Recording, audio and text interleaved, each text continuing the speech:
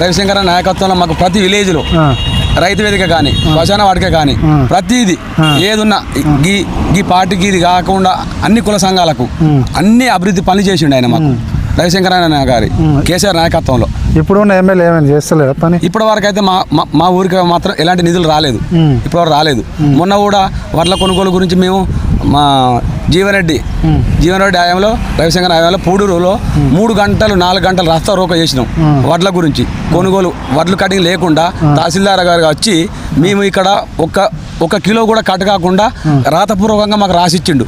కానీ మళ్ళీ యథావిధిగా ఒక బస్తాకు 3 కిలోల వడ్లు కట్ చేయడం జరిగింది. మాకు రాతపూర్వకంగా ఎంఆర్ఓ గారు రాసిచ్చారు మాకు. మేము అసలే ఒక్క కిలో కూడా కట్ చేయము, అదే 40 కిలోల వడ్లను కొనుగోలు చేస్తామని చెప్పిర్రు.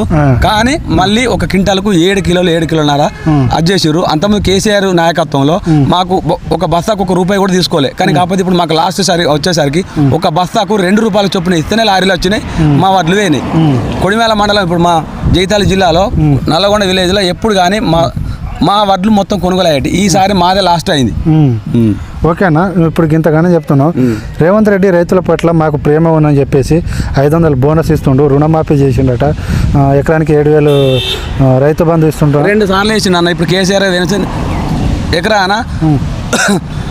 ఎకరాన చొప్పున వేసిండు అంతే. మా కేసీఆర్ ఉన్నప్పుడు 4 ఎకరాలు ఉంది అనుకోరి, ఒకటేసారి 19,000 చిల్లరన ఎంత అమౌంట్ ఎంత వస్తుందో మొత్తం పడేది మాకు.